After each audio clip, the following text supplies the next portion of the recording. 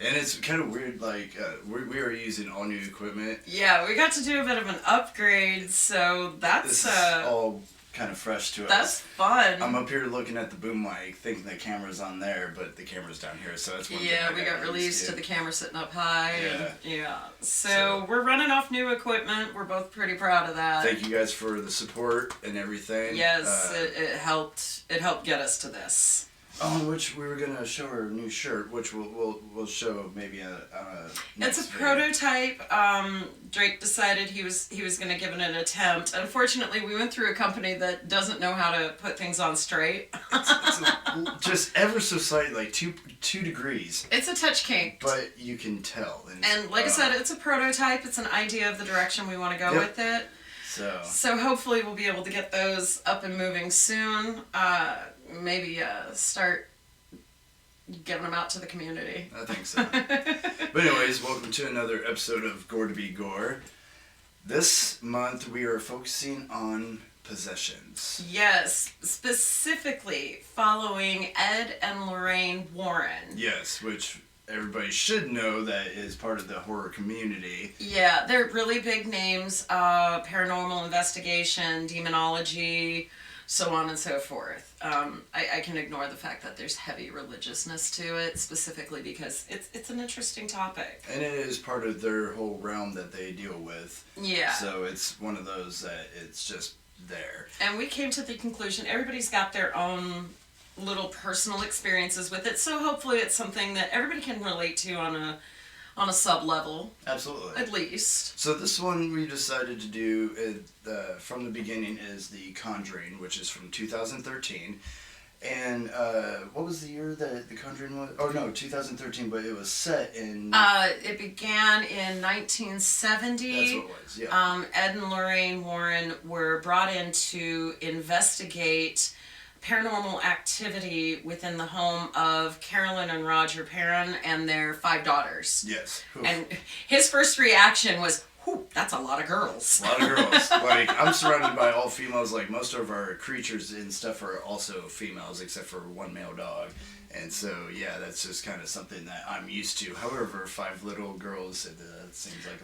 It was a lot of chatter, and we have a hard time with our daughter getting ready to hit 13. Yep. Oh boy, I'll tell you what, that's going to be a party. So now this one had a budget of $20 million. 20 million, yes, and it brought through a gross budget, worldwide gross budget of $320 million. That's amazing. And the entire movie, as far as I've gathered, is based off the testimony of the Warrens and the family living within the home that was investigated. For this particular one that we are talking about today. Yes. And it's one of those, and we had discussed while watching it, it's one of those, it had a very repeat offender as far as the family moving into a house. It had that Amityville vibe to it. Where they put really, really heavy vibe, which I didn't mind. No, but it's one of those typical, they moved into a house, put all their money into this house, and then it ends up being one of these haunting things. But unlike the Amityville hauntings, these hauntings began almost instantly. I mean, it was within the first night. Carolyn wakes up just covered in bruises. Yep. They unfortunately find their dog Sadie dead outside, which that hurt. Well, and it was one of those that, he was like, oh, she'll be fine. The dog didn't want to enter the house, and then the dog ended up passing that next morning. Yeah. And they don't go into that, which I appreciated. Yeah, they just showed what happened. They didn't really emphasize on it. Now, one thing, as watching the movie, they were discovering new areas of the house, one being the cellar. Yeah. And that's where the boiler room is, for the furnace and everything. And we're like, well, how did they not know where the furnace was? Come to find out, later mentioned it was purchased at auction, which is usually sight unseen. Yep. Anybody who has watched, I can't remember the name of the show. It's on like the DIY channel and stuff like that. You see these people go in, purchase the homes, house flippers kind of situation. Okay. They'll purchase these homes sight unseen. In other words, you see a photograph of it and you say that's what I'm bidding on, or you have the permission to go and take an outside look at the home but not a tour through it. I'm assuming this was similar to that, hence the reason why they didn't know that this sub-basement even existed. Now, Perrin? Is that how you pronounce it? I believe it's pronounced Perrin. Perrin. So Mr. Perrin is a truck driver, which he's gone weeks at a time, a week at a time, and which is then leaving the mom, a stay-at-home mom, to take care of the daughters, get them to school, yada yada. Then you have the youngest one that has found a trinket that was left behind. Yeah. Which she was then communicating with a make-believe friend. And and I'm sure everybody who's seen the movie remembers the cute little box. You flip it up. It's got the spinning mirror in it, and you can see who she calls Rory behind her.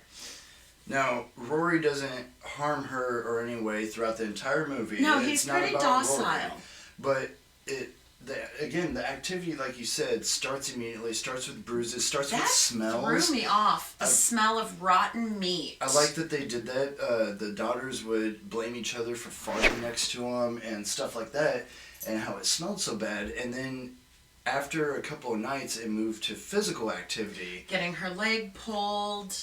Yeah. Different. It escalated really, really fast. But it was very atypical, if you've watched ghost hunter type shows, very atypical. Cold spots in the house, odd smells, your animals are affected by it, the birds flying into the house, which I had explained since I lived in this location a little longer than Drake has. We have windows on the rear of the house that are pretty notorious for birds slamming into it. On the west side of the house. And I think a lot of that, though, is... we have a lot of trees in that particular spot of the yard, so that could have to do with possibility. But they very much describe and mention all the horrible smells and the sounds, and they also show that the time has continuously stopped at 3:07 a.m. Mm-hmm. Or all the clocks have stopped. Pictures being drug off the wall, being damaged. Doors slamming, disembodied voices, giggling. In which the daughters are primarily affected by the noises. The mom, not so much. Mom pays physically. Yeah, she's physically attacked and is showing bruises thinking it's an iron deficiency. That makes sense, because that's usually where doctors go straight to. Yep. You need more iron in your system. In which the husband mentions, would you go see a doctor for that? She ends up getting prescriptions. Yes. Yada yada. Well, it ends up to where the activity is increased so much that she ends up seeking out the Warrens during one of their classes. Which I had to giggle a little bit because Drake here was slightly confused. He was like, this is before internet. How did she know where they were? Some of us remember cork boards at libraries, grocery stores, where people will put ads up. I remember that. And she happened to catch them while they were doing, I believe it was a demonology seminar. Yes, they were showing them the exorcisms that they were performing, that's when Mrs. Warren was affected very dearly by the effect. It explains that for every time that Lorraine goes in, a small shred of her is basically zapped. Yeah, tainted out. She is zapped by it. So she ends up going to the Warrens' class and then afterwards meets up with them and begs them to come to the house. Literally begs. In which Mr. Warren was basically against it, but Mrs. Warren was like, no. Lorraine was on top of it. She's very compassionate. Exactly, and I think the actress really brought that across, and I loved the cast. Well, and also the fact that they had a child themselves, and when she brought Judy. when she brought the fact that they had 5 daughters, I think it just was It tugged at her heartstrings. It tugged at the mommy strings. So they get to the house, and Lorraine is immediately affected by the entrance. You see it. Which, like you mentioned, she plays off beautifully. She does. Notice how she immediately distracts herself by looking in and seeing the girls. Oh, the mommy vibe kicks in. She puts her focus on the children, but you can see the immediate discomfort. And later in the movie, they kind of elaborate a bit more on what it was she saw. Yes, and which we don't want to do spoilers on everything in case definitely. in case you guys haven't seen. But the progression of the movie was absolutely wonderful. It wasn't stale. There was no dull moments. And there were some good jump scares in there. Absolutely. The part when it came out and... The hands clap.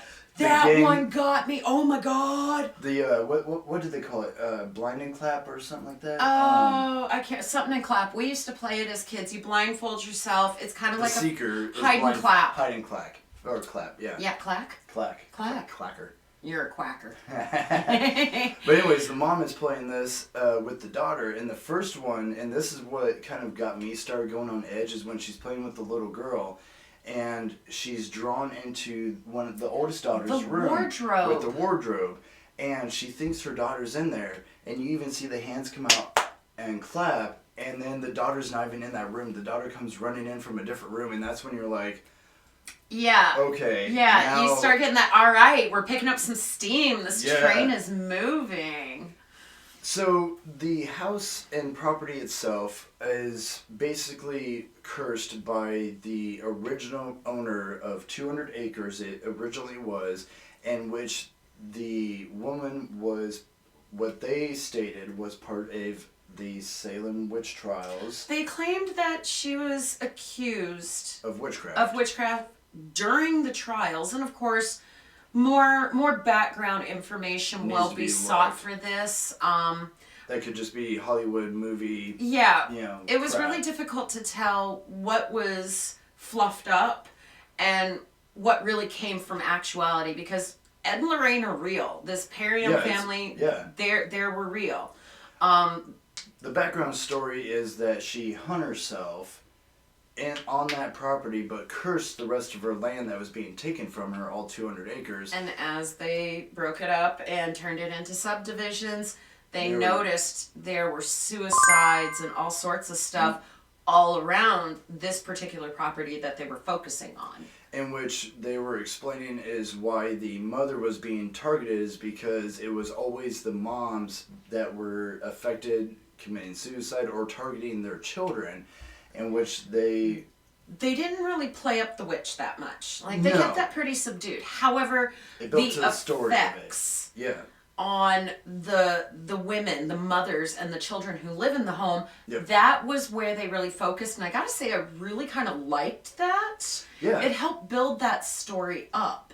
In which, like, compared to Enemyville, where the dad was targeted, and this one, it was the mom and the children, and the dad was not affected at all, but he could hear and see the paranormal activity happening. Yes. But he was never physically attacked. And that was also a property that the Warrens went in and had investigated. Of course, not during the actual hauntings, but later down the road. Yes. Just to get the vibe of the place. And I'm really kind of interested to look into some of that. Oh, absolutely. I'm looking forward to it. And the rest of this month is all going to be about the Warrens, so we're really excited. We're going to be following the Conjuring series more than anything, which there are 7 total movies. We're not doing all 7. And we're not going to be focusing on Annabelle. No, we will not focus on Annabelle. That'll be a later date thing, because of course everybody knows Annabelle by name, by heart, and so that's something that we will focus on later. Yeah. But this one is specifically about the Conjuring series, so... Yes, so we will definitely be bringing more of these to you, just to give you an idea of what to expect over the next few weeks. Gore-wise, there is no gore. No, it's not gory, but it's very suspenseful. And relationshipness, like being able to connect to the family and everything. I have this as a 4 out of 5. Yeah, oh, definitely. Absolutely. Definitely. The fact that it could get you to jump a few times. It keeps you on the edge, keeps you going. Again, the gore is non-existent. It has a nice pace to it. I really liked the actors. The flow was great throughout the entire time. Yeah, and the actors and the cast was amazing. Wonderful. I really think they picked great people to portray Ed and Lorraine. I really think that casting-wise, they did a beautiful job with that. The actress, I'm going to pronounce her last name wrong. I know it. We're just going to say Vera. She is amazing. She's great. It's not just her physical movement.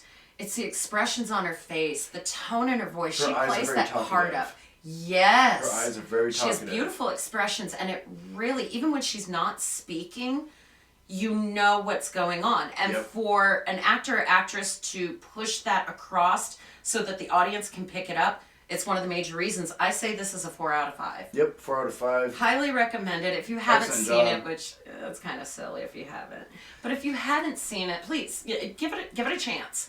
It's really not bad. Like I said, there are 7 movies.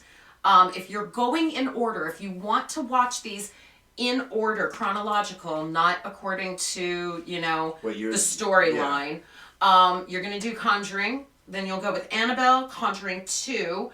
Annabelle Creation, The Nun, which we still have yet to see The Nun. We're a little excited. We're excited. The Curse of La Llorona. Annabelle Comes Home, and then the Devil. most recent, The Devil Made Me Do It. Which just came out last year. And which Yeah, I'm that's our super final excited one. for that Yeah, one. Super absolutely. excited for that. So thank you guys again for another episode of Gore to be Gore. Yes, we really appreciate you coming and hearing us rant, ramble, kind of encourage us to keep doing this. Thank you guys. Thank you so very much, and every single one of you have very pleasant nightmares.